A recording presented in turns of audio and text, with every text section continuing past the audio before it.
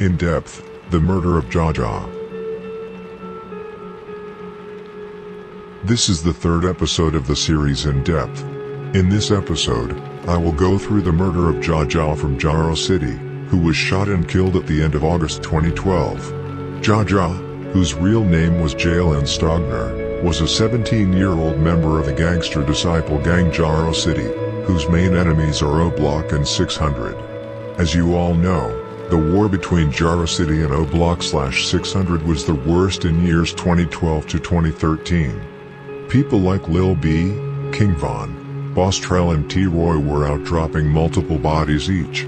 However, according to Jalen's mother, Marla, her son was not a member of any gang, but that he has been a victim of gang violence in the past.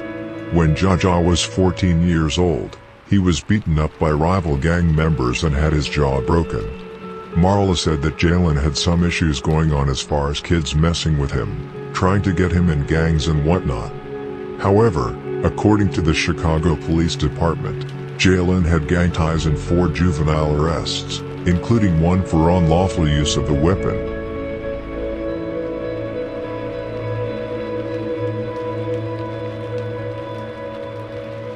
Jaja was a very beloved member within both Jaro City and STL/EBT.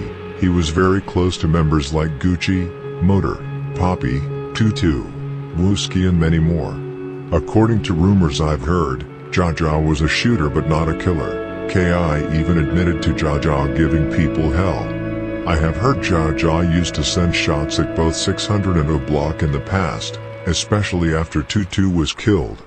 Back when Jaro City, STL/EBT and O Block used to have big fights in each other's areas, Jaro and STL sometimes literally stormed O Block with about 50 members, both girls and boys, to beat up O Block members. Jaja often used to be in those fights, and had fights with, among others, both King Von and T-Roy.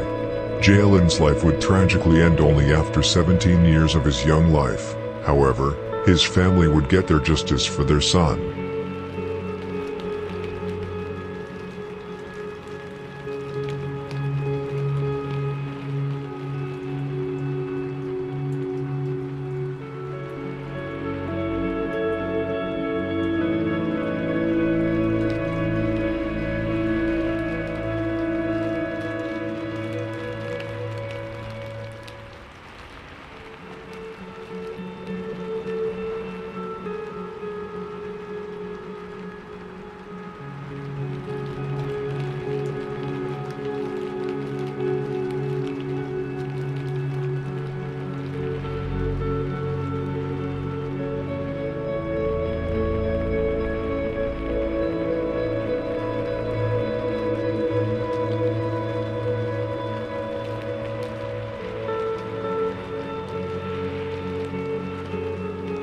However, this murder is a bit special because it is a very random incident, that to my knowledge did not lead to any revenge.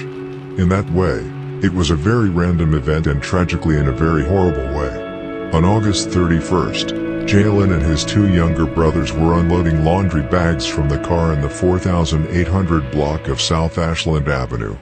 Jalen was helping his mother wash the family clothes at a back of the yard's laundry. According to Jalen's mother, Marla, a man walked past her son, and said something to him that made him upset. According to the mother, Jalen replied, "What did you say?" Just seconds later, shots were fired. The man that walked past Jaja upped his gun and shot Jaja, striking him in the right side of the chest, to later escape the scene. Jaja stumbled into the laundromat before collapsing and losing consciousness. Jalen was rushed to John H. Stogner Jr. Hospital of Cook County where he was tragically pronounced dead. What was so horrible about this murder, apart from the fact that a teenager's life ended, was that it happened in front of his mother and his 2 younger brothers, only 4 and 11 years old. Right in front of their eyes, their big brother was shot to death. I cannot imagine how difficult it must have been for them and their mother. Jalen's mother said they will be traumatized forever. These are Jalen's mother's own words. "Just to see my son lying in that puddle of blood, and I could not do anything to save him. I just called and screamed his name, and he just was not responding. Just before Jalen was killed, Jalen was doing the things a typical 17-year-old lives for. He recently celebrated his birthday, and had been practicing to get his driver's license. Marla said their family moved from Iowa to Chicago when Jalen was 15. Only since they moved there did gang members try to recruit him, even breaking both sides of his jaw. After some brushes with the law as a juvenile, Marla said Jalen was focused on the future. He was entering culinary school. His passion was cooking. Now, she said she must do what no parent ever wants to think about: plan her son's funeral. What was even more disgusting about this murder was that it was about race. Jalen was killed because of his color.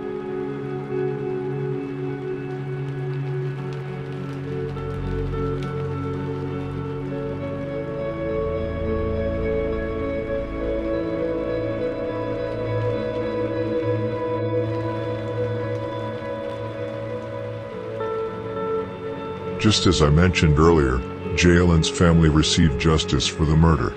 Just hours after the murder, a man was arrested by the Chicago Police Department in connection with the murder, who got brought in for questioning and later charged with the murder. The man who was arrested was 17-year-old Alan Padilla. I will now go through the court documents that are available on the internet, where you can find out in detail what happened.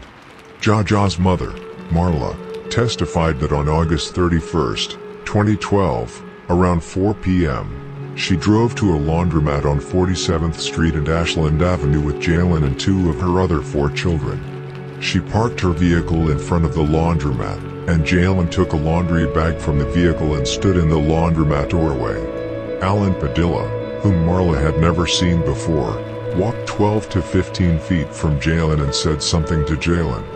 Jalen asked Padilla what he said. Marla testified that Jalen did not reach for anything, have a firearm, or go after Padilla. Rather, Marla told Jalen not to argue, and told Padilla that Jalen was not here for any trouble. Padilla then lifted his shirt, pulled out a firearm, and aimed it at Jalen. Jalen turned and ran inside the laundromat, and Padilla shot the firearm 3 times. Jalen was shot, with the bullet entering the right side of the back of his chest, and with the bullet lodged in his lower right lung cavity. Marla screamed, begged and told Padilla, "That's my son." Padilla stared and pointed his firearm at Marla, but turned around and ran down an alley near the laundromat. Marla entered the laundromat and saw Jalen unresponsive, bleeding out of his mouth. Police officers rushed Jalen to the hospital where he was sadly pronounced dead.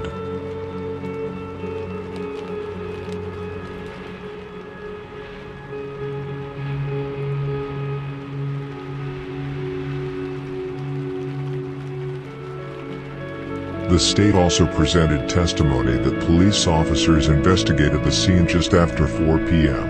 and found Padilla about 4 blocks away from the laundromat, on the railroad tracks on top of a viaduct. An officer asked Padilla what he was doing on the tracks, and Padilla replied, "Just chilling." The police recovered Padilla's cell phone and arrested Padilla for trespassing on railroad property. Alan Padilla was later charged with first-degree murder, after Jalen's mother and several other witnesses identified Padilla as the shooter. Padilla was also charged with trespassing on railroad property, and 2 counts of aggravated battery for allegedly assaulting a police officer and a correctional employee when he was being booked. Now we come to Alan Padilla's motive for the murder.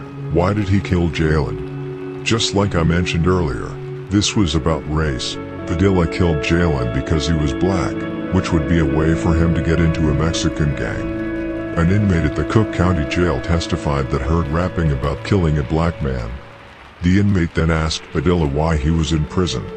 Padilla answered that he had been in an altercation with a black man on 48th and Ashland, and left to retrieve his firearm.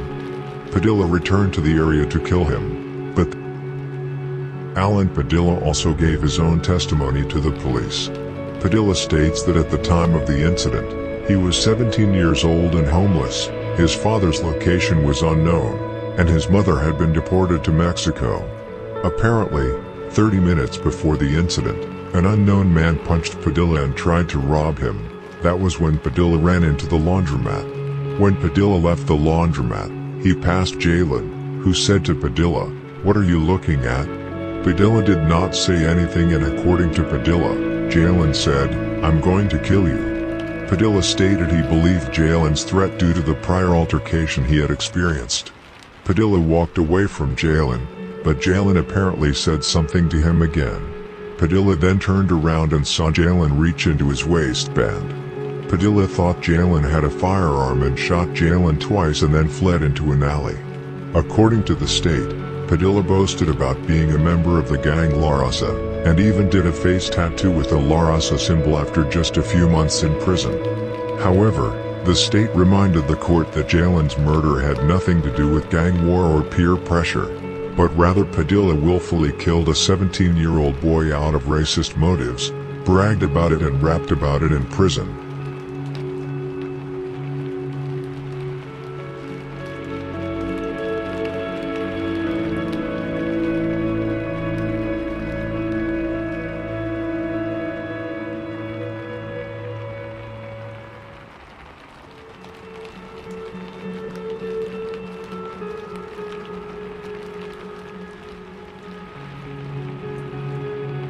Padilla had a very difficult childhood, which was raised in the trial. The defense addressed the factors regarding Padilla's youth, first arguing that Padilla suffered cognitive disabilities, ADHD. The defense argued that Padilla was psychotic in prison, that he had a history of being medicated, and that he was impulsive and had difficulty controlling impulsivity. The defense also addressed that Padilla experienced outside peer pressure and negative influences, having had a father who abandoned him, a mother who struggled with alcoholism and was deported, and a grandfather who had provided stability but died. Additionally, the defense argued that Padilla had suffered trauma at a young age, having to defend his mother from domestic abuse at a young age, and having been possibly raped as a child. Padilla also had a prior juvenile and criminal history.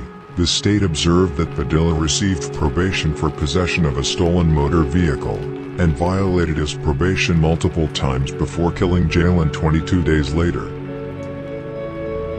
Alan Padilla was later convicted of the murder and a number of other crimes, including beating a police officer. He was sentenced to 65 years in prison. His projected parole date is set to be in the summer of 2077. Mark, Jalen's father, read a victim impact statement describing the hardship he faced after his son died, stating that he had lost his only son to the historical ongoing racism and gun violence in America. Mark stated, "This cowardice murderer sitting here should know what it's like to get life without parole for his racist, senseless first-degree murder." Padilla stated in allocation that he didn't mean for things to happen that day, and apologized to Jalen's family. He explained that all he needed was a support system to direct him in the right direction, but things happen, he said. Padilla then said, "I live with this nightmare, and it haunts me daily, and again. I'm sorry to my victim's family, as well as I'm sorry for my own family, that's it." The court stated that Padilla should have understood the bond between a mother and a son when he shot Jalen in front of his mother, since Padilla had lost his mother and grandfather.